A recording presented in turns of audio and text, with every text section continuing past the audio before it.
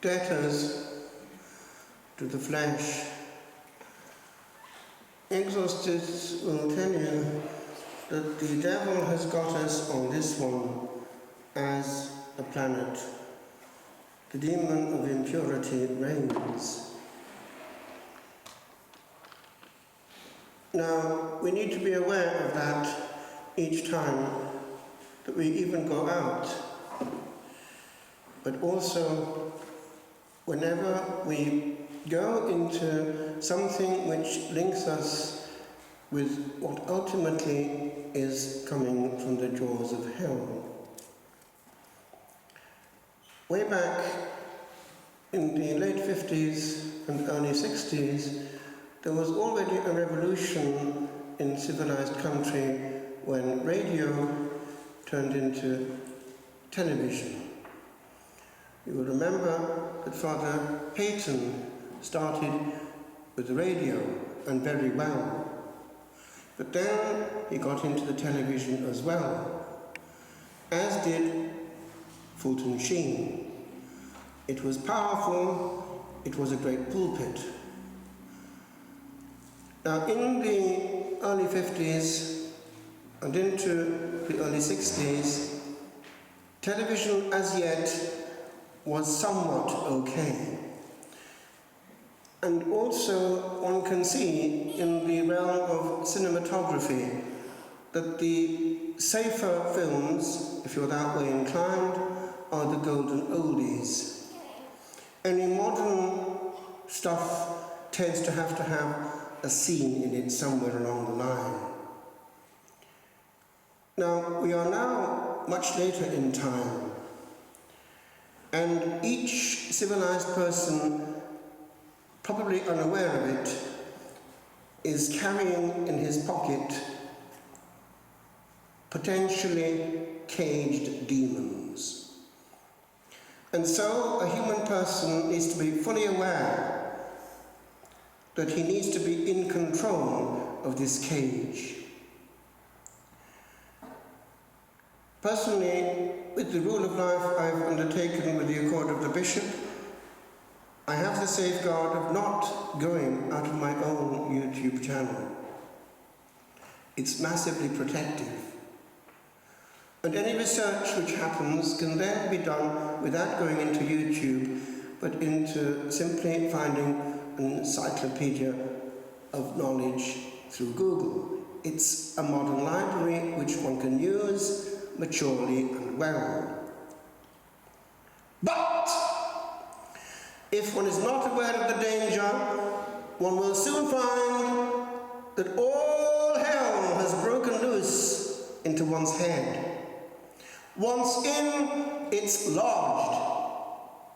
And demons are more powerful than you care to think. They've been around a long time.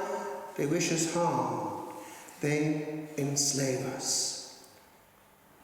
And St. Paul, way back in the 1st century, is warning against enslavement to demons. Claim your freedom. First, claim that freedom in a fogless day. You don't need fumes in your day. You will then find more free time. You will also find that in your times with Jesus, your head is clear. Remember, words have power in inverse proportion to the number. And so if your head is pounding with words, then you are a hyped up person inside also.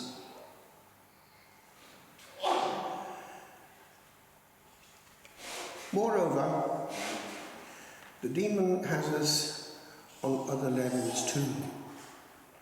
There is much confusion in the airwaves, and many devout souls are unaware that they are damaging themselves by too much exposure to harsh messages and too much of the same thing, which is fed actually by the feeds of modern media. It gives you what you're interested in. So you'll get more and more. and you'll be addicted, yes, to a holy addiction. And it won't necessarily be the best. Strangely enough, this morning, in my daily short chat with my brother in Welsh on the phone, I was discussing our decision with regard to what the bishop is helping us to do now. He wanted to know where things were at. And I explained to him the bishop has authorised that we get slaying, and he's asking us to do it whenever we want to, but fairly soon. Things are in place, and I'll be seeing Father Richard in Slane this week. As you know, Slane right now is hosting the big event, which therefore clogs it up anyway in the castle. But in an atmosphere of peace, we are getting the use of the old high altar, probably I would say from the first Sunday in August onwards, but I'll give you confirmation of that next week when I've seen Father Richard. I've mentioned before the backdrop to it. It's that at my request, it's not coming from the bishop, at my request, I've asked if we can have a more suited church without these steps and all the rest of it, with the altar rails and the high altar. But that means that we've got to go into the present Missal, 2002, in Latin, with the minimum adjustment made, but ad orientem and entirely in Latin, with communion kneeling and on the tongue only, with very little change externally, but just the minimum to put it in order, because right now we're not in order, because we're using a parish church for the old rite. And it also gives the preacher the wealth of scripture readings which the new lectionary offers. Rather than only 52 Gospels, a whole fair of 3 years of changing Gospels, much richer for the preacher. And they will carry their weight, especially with the incense and the chant fully sung, with no intervention of lay people for the other readings. They too will be sung. And so a dignity will be maintained. And there'll be hardly any difference on the outside. It's the Mass I was ordained for anyway in the Abbey, which we used to call the hermeneutic of continuity, which was dear to Pope Benedict. And he liked our community for that reason. We practiced what he preached. It can be done. And that also, by the way, is a lesson for those who are interested in liturgy. It's not either or. The present Mass, well celebrated, is beautiful, uplifting, and heavenly. The problem is the way it's done. Don't get waylaid. The problem is far deeper than the rite itself. If the heart is there, the rest will follow. If it's not, the rest will come in. And that's the problem with modern church life. The rest has come in, and the demons with it. It's far more important, my friends, on your part, to make sure that your own soul is prepared in a state of grace, with serious sin confessed before approaching the Blessed Sacrament, not talking before, during or after, making thanksgiving as long as the host is in your heart. That is your business, not church politics. Don't waste your time goggling and googling in this blogosphere, which is a complete waste of internal energy. As I mentioned, I was talking a few minutes ago to my brother on this question, and I put it like this, and he, remember, is still a Welsh nonconformist, a Protestant. And strangely enough, he agreed, ironic though it is. I said to him, well, look, it's like this. It's exactly in reverse what happened in the 1500s. And when we were growing up, Martin Luther was a hero. Yes, he said, only this time it's the extreme right. There, it was the extreme left. But it's exactly the same problem. You can't dialogue. Martin Luther had the same attitude. I'm right, I'm right, I'm right, and he wouldn't listen to anyone. Do you know that pride was his problem? He was a brilliant scholar. He gave Germany the Lutherbibel, which is a beautiful act of charity for culture in Germany. But he messed up his soul. Do you know that in 2011, a very interesting saint was put on the altars by Pope Benedict himself? Well, actually it was done in Benevento by a cardinal, but it was under him, of course, who has authorized these beatifications.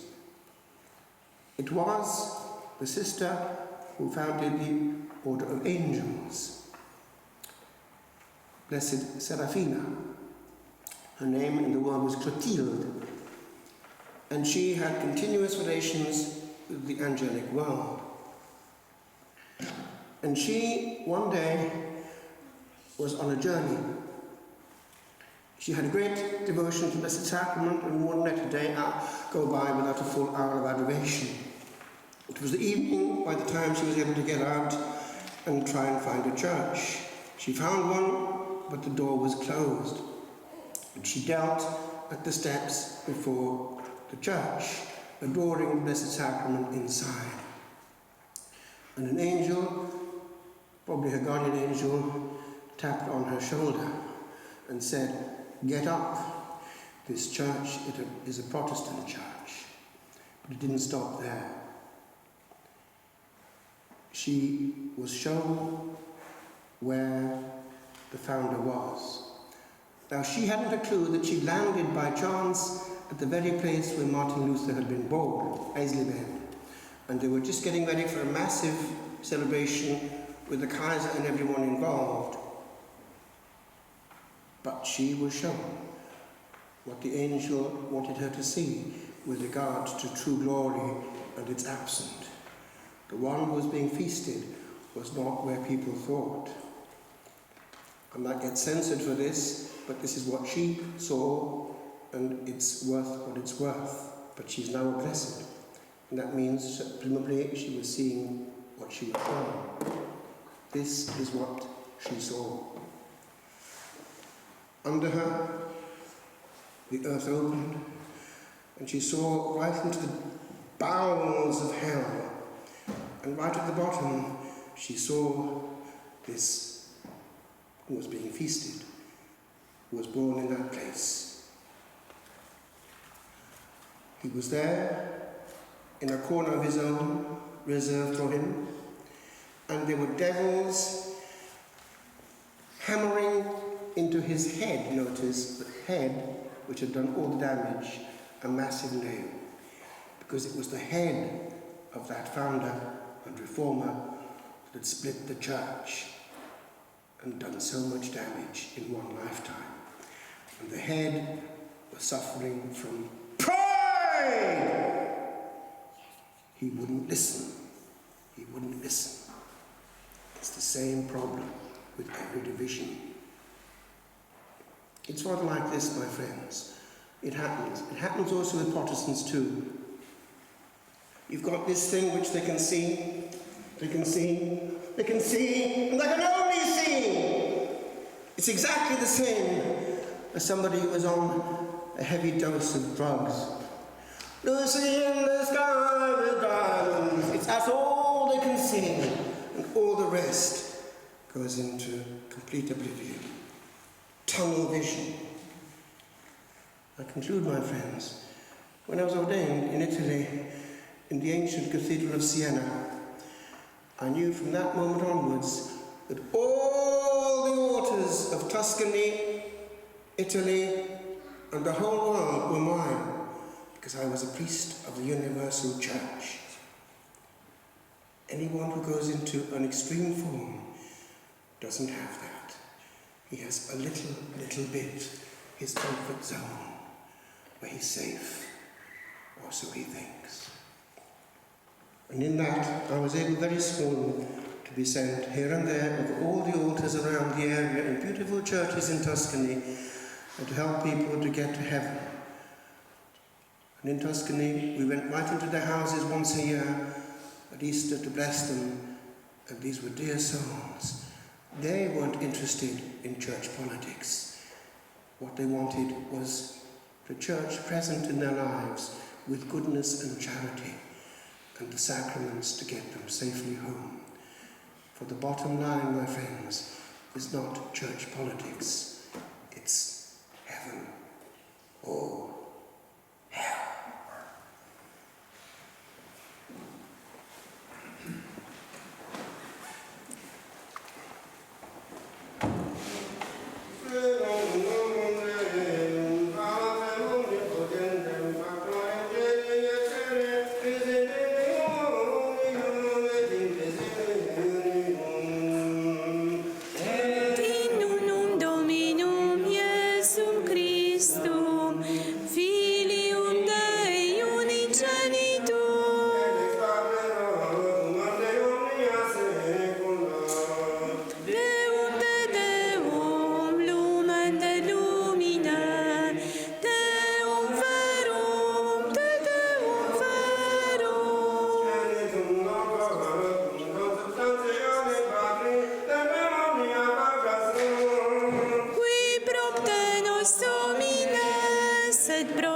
Nostre salutem, discendi Dei cieli.